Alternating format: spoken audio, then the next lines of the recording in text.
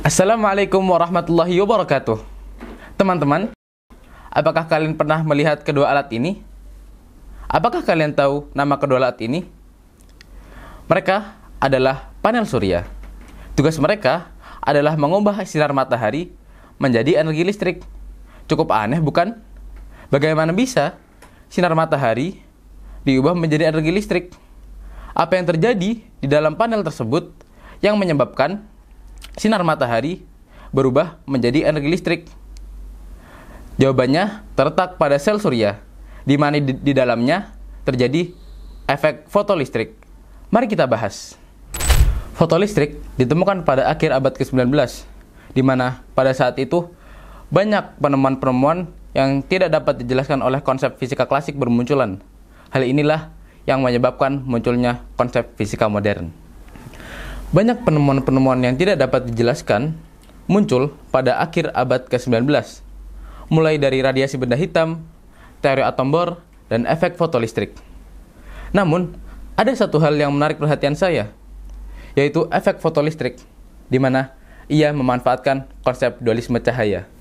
Yang menarik dari efek fotolistrik adalah fakta bahwasanya cahaya dapat dilihat dari dua sisi, partikel dan gelombang.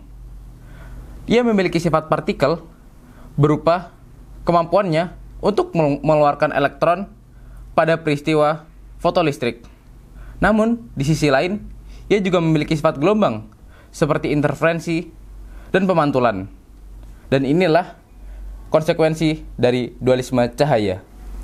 Pada tahun 1887, seorang ilmuwan bernama Heinrich Hertz melakukan percobaan terhadap suatu plat katoda, di mana ia menyinarinya dengan berbagai jenis cahaya. Hasilnya ialah pancaran elektron yang keluar dari plat katoda.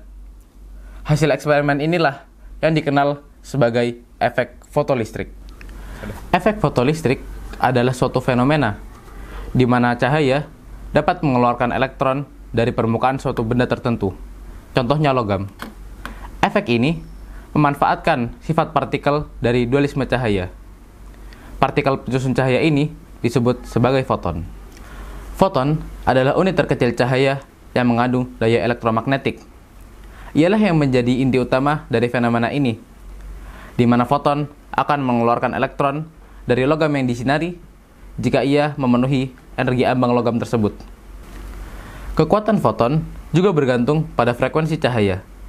Jadi, jika foton dari cahaya berfrekuensi lemah diarahkan ke logam, ia tidak akan bisa mengeluarkan elektron dengan intensitas sekuat apapun. Begitupun sebaliknya, jika foton dari cahaya yang berfrekuensi kuat diarahkan ke logam dengan intensitas sekecil apapun, ia masih bisa mengeluarkan elektron tersebut. Jenis logam juga memengaruhi pancaran elektron, karena setiap logam memiliki ambang yang berbeda. Dan jika energi ambang suatu logam menjadi semakin besar, maka semakin besar pula energi cahaya yang dibutuhkan untuk mengeluarkan elektron dari logam tersebut. Kembali ke teori fotolistrik, mungkin jika diamati sekilas, tidak ada yang aneh, bukan, dari efek fotolistrik? Namun, ada dua hal yang perlu digarisbawahi. Yang pertama adalah efek fotolistrik tidak bergantung pada intensitas cahaya, karena energi rata-ratanya sama saja. Yang berbeda hanyalah jumlah keluarannya. Yang kedua adalah fotoelektron sangat bergantung kepada frekuensi cahaya. Jadi, semakin tinggi frekuensi suatu cahaya, semakin kuat energinya. Dari sinilah kita mengetahui bahwa frekuensi cahaya berperan besar dalam efek fotolistrik. Dan juga frekuensi cahaya harus lebih besar daripada energi ambang logam agar ia bisa memancarkan elektron. Sekarang, bagaimana caranya mengetahui bahwa energi suatu cahaya dapat mengeluarkan elektron dari suatu logam? Jawabannya sangat mudah. Inilah persamaannya, di mana energi kinetik suatu elektron sama dengan energi cahaya dikurangi dengan energi ambang logam tersebut. Jadi, energi cahaya yang kurang dari energi logam tidak akan mampu mengeluarkan elektron dari logam tersebut. Jadi, sekarang kita sudah paham kan apa yang terjadi di dalam panel surya? Sekian penjelasannya. Saya Akila, pamit undur diri. Wassalamualaikum warahmatullahi wabarakatuh.